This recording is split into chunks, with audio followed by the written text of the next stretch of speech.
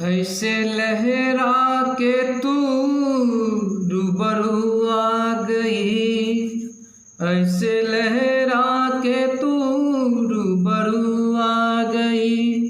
धड़कने बेतहासा तड़पने लगे, धड़कने बेतहासा तड़पने लगे।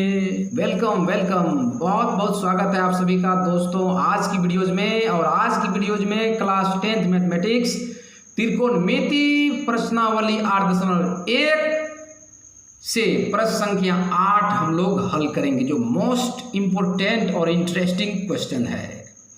ये क्वेश्चन है 8 नंबर में। यदि 3 cot a बराबर 4 तो जांच कीजिए कि 1 - 10 square a divided by 1 + 10 square a बराबर cos square a minus sin square a है या नहीं। तो दोस्तों मैं आपको बता दूं कि अगर इससे पिछले क्वेश्चंस को नहीं पढ़े हैं तो उसका लिंक इस वीडियो के डिस्क्रिप्शन में दे दिया जाएगा। तो चलिए डायरेक्ट क्वेश्चन को हल करते हैं।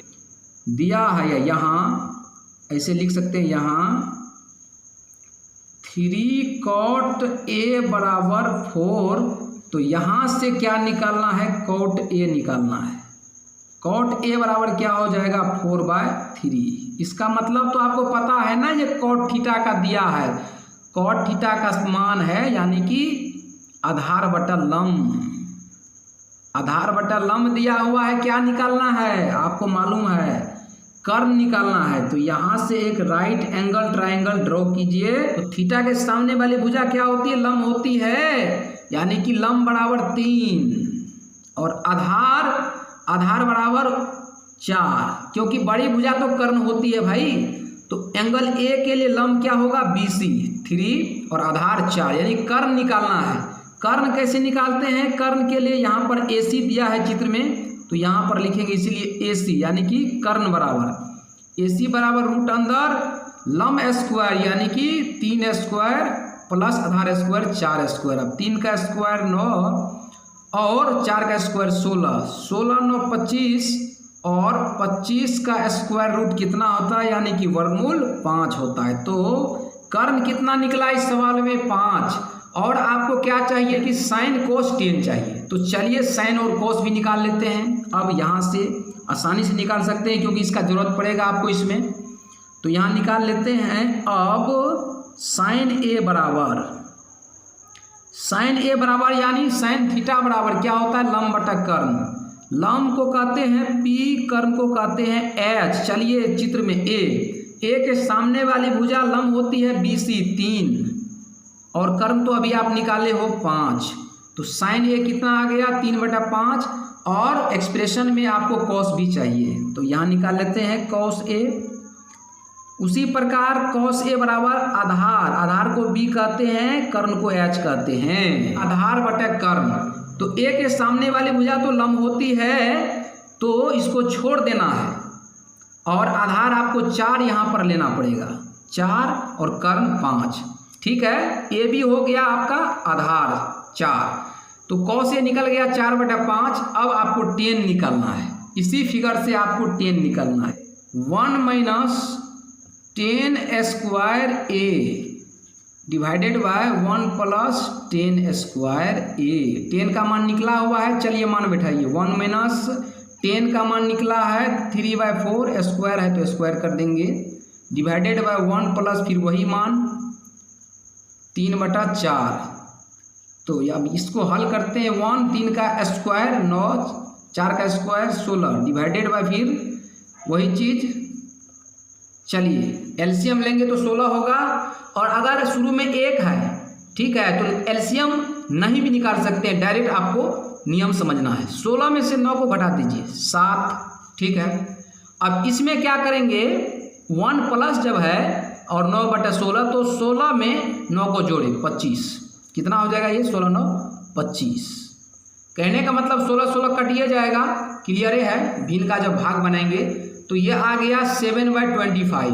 अब कहता है क्या वो cos square a minus sin square a के बराबर है, तो चलिए उसको भी बना लेते हैं। पुनः कितना है cos square A minus sine square A, cos square A minus sine square ए, यानी कि कॉस का मान कितना निकाले हैं 4/5, तो 4/5 का स्क्वायर माइनस साइन का मान निकाले हैं साइन थीटा का 3/5, 3/5 का स्क्वायर। अब चलिए इसको हल करते हैं। 4 का स्क्वायर 16, 5 का स्क्वायर 25, फिर 3 का स्क्वायर 9, 5 का स्क्वायर 25। और आपको एक चीज़ याद रखना है, जब नीचे में हर समान हो तो ऊपर में घटा देना है। 25 25 बराबर है तो 16 में से 9 घटा देंगे तो 7 और यहाँ बच जाएगा 25। क्लियर हो चुका है। इससे पहले जो मान निकाले वो भी 7/25, अभी जो निकाले वो भी 7/25। लेकिन प्रश्न आपका क्या कर रहा था कि 1 minus 10 square A divided by 1 plus 10 square A बराबर cos square A minus 10 square A है या नहीं, आप ही देख लो भाई। आपने देखा कि दोनों मान बराबर है तो आंसर हो जाएगा हाँ, आंसर में लिख देंगे हाँ। तो दोस्तों इस तरीके से आप 8 नंबर प्रश्न को भी भली भांति समझ गए होंगे, कोई दिक्कत आपको नहीं है, क्योंकि पिछले क्वेश्चन जो आप बनाए होंगे उसी बेस पे ये भी क्वेश्चन है। फर्क इतना है कि आगे का स्टेप आपको ड्रॉ करना था। तो चलिए इस प्रश्न के बाद अब हम लोग बढ़ेंगे प्रश्न संख्या 9 पर। और वीडियोस पसंद आए तो चैनल को सब्सक्राइब अवश्य करेंगे।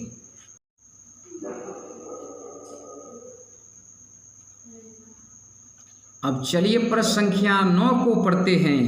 प्रश्न संख्या 9 है कि त्रिभुज ABC में जिसका कोण B समकोण है, यदि tan A बराबर 1/√3 या 1/√3 तो निम्नलिखित के मान ज्ञात कीजिए। पहला sin A cos C plus cos A sin C, दूसरा cos A cos C minus sin A sin C। इस प्रश्न को बिल्कुल आसानी से बनाना है, पिछले स्टेप के तरह इसको भी सॉल्व करना है। सॉल्यूशन दीजिए डायरेक्ट और एक मान देखिए कि क्या दिया है। यहाँ पर लिख सकते हैं आप, यहाँ दिया है tan A बराबर कितना दिया है 1/√3। अब 1/√3 का मतलब क्या, tan थीटा बराबर लंब बटा आधार यानी P/B। लंब हो गया, लंब बटा आधार मतलब लंब हो गया 1, आधार हो गया √3। तो लंब और आधार दिया है, लेकिन आपको जो बनाना है, आपको जो हल करना है उसमें साइन और कोस चाहिए। ठीक है, तो उसके लिए एक त्रिभुज बना लेते हैं। साइन और कोस चाहिए, उसी के लिए एक त्रिभुज बना लेते हैं। ए बी पर समकोण है तो बी पर 90 डिग्री सी। और चलिए tan से इसमें मान बैठाते हैं। tan A है तो A के लिए एंगल ऊपर है तो लंब नीचे होगा, यानी BC लंब होता है, आपको मालूम है, ऊपर से नीचे के लिए। तो लंब का मान हो जाएगा 1, आधार का मान कितना हो जाएगा √3। अब आपको क्या चाहिए, AC चाहिए यानी कर्ण चाहिए। तो यहाँ लिख लें, इसीलिए AC बराबर √ क्या होगा लंब स्क्वायर जो आधार स्क्वायर, आधार का मान है √3। अब इसको हल करेंगे, 1 का स्क्वायर 1 और √3 का स्क्वायर, यानी कि रूट पर जब स्क्वायर होता है तो रूट हट जाता है, 3 बचेगा। अब इसको जोड़िएगा 4, 4 का वर्गमूल 2, यानी AC आ गया 2। तो यहाँ से tan से हमने क्या निकाला, tan A से हमने कर्ण निकाल लिया। अब आपको जो पहला सवाल है उसमें sin A है, तो चलिए sin A निकाल लेते हैं। अब निकाल लेते हैं यहाँ पर, अब sin A बराबर, sin A का मतलब कि sin थीटा बराबर लंब बटा कर्ण, लंब को कहते हैं P, कर्ण को कहते हैं H। तो चलिए चित्र में एंगल A के लिए लंब BC यानी कि 1, कर्ण 2। क्लियर है। अब sin A निकाल चुके हैं तो अब चलिए cos A भी निकालिए लेते हैं। ठीक है, या फिर sin C निकाल लेते हैं। अब निकालते हैं sin C। sin C का मतलब क्या, वही सूत्र चलेगा।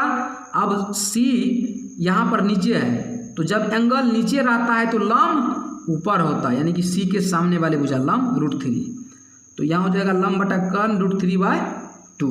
sin C के लिए लंब कितना होगा √3 और sin A के लिए लंब 1। अब फिर है cos A cos C, तो चलिए cos A cos C भी निकाल लेते हैं। निकालना ही पड़ेगा क्योंकि उसी पर सवाल दिया हुआ है। cos A बराबर आधार बटे कर्ण, आधार को कहते हैं B, कर्ण को कहते हैं H। क्लियर है। इसी चित्र से A के लिए लंब हुआ BC, तो आधार कितना √3 आधार और कर्ण 2। तो cos A निकल गया तो cos C निकाल लेते हैं, वही सूत्र चलेगा, आधार बटा कर्ण। अब C के लिए इस सी के लिए लंब तो होता है सामने वाली √3 और एंगल सी के लिए आधार कितना होगा BC। BC का मान 1 आधार बटा कर्ण और कर्ण का मान कितना है 2 है। तो cos A आ गया √3/2 cos C आ गया 1/2। क्यों?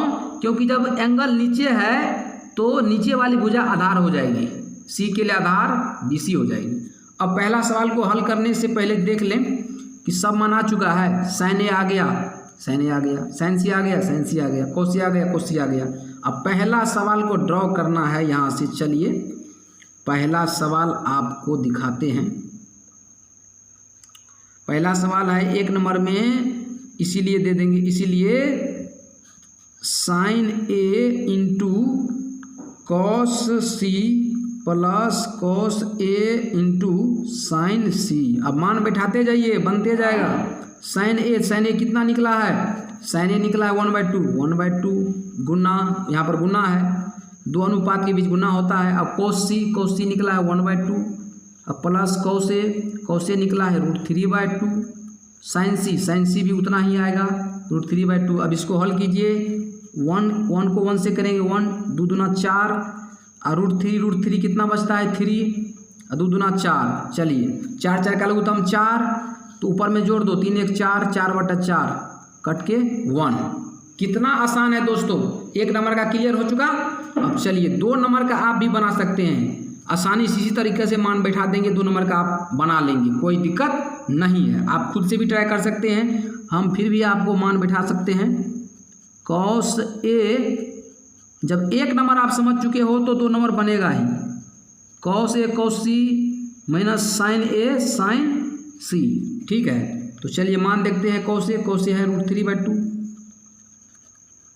cos C है cos C 1/2 minus sin A है 1/2, sin C है √3/2। कितना आसान है, आप बताइए कितना होगा। आप अगर नहीं जानते हैं तो देख लीजिए, √3 को गुना करें शुरू में 1 से या 1 को गुना करें √3 से, कोई फर्क नहीं पड़ेगा। उसी प्रकार 1 को गुना करें √3 से, कोई फर्क नहीं पड़ेगा। 2 दूना 4, 2 दूना 4 सब कटिए ना जाएगा, और सब कट जाएगा तो 0 होगा। ये तो 2 नंबर बहुत ही ईजी था जी, 1 नंबर तो थोड़ा सा स्टैंडर्ड था। तो यहाँ पर डायरेक्ट जो है सेम है तो ये कट जाएगा, इसलिए 0 कर दिया मैंने। तो 1 और 2 का क्लियर आ गया आंसर। तो दोस्तों ये सवाल ही बहुत ही इंपॉर्टेंट है, आप कोशिश करेंगे, वीडियो को स्किप करेंगे, और हाँ वीडियोज को शेयर करना नहीं भूलेंगे, क्योंकि जितने सारे स्टूडेंट्स लॉकडाउन में फंसे हुए हैं, तैयारी नहीं कर पा रहे हैं, उनके हित के लिए, उनकी भलाई के लिए, उनके लाइफ के लिए बहुत ही इंपॉर्टेंट होगा। तो शेयर अवश्य करें, वीडियो कम से कम शेयर जरूर करें और सीखने की प्रयास करें, और समझ में नहीं आए तो कॉमेंट अवश्य करिए। चलिए।